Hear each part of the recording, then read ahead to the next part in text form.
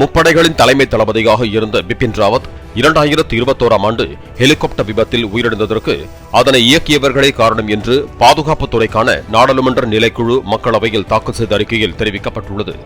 நீலகிரி மாவட்டம் குன்னூரில் நிகழ்ந்த ஹெலிகாப்டர் விபத்தில் பிபின் ராவத், அவரது மனைவி மற்றும் பாதுகாப்பு படை வீரர்கள் 12 பேர் என அதில் பயணித்த அனைவருமே உயிரிழந்தனர்.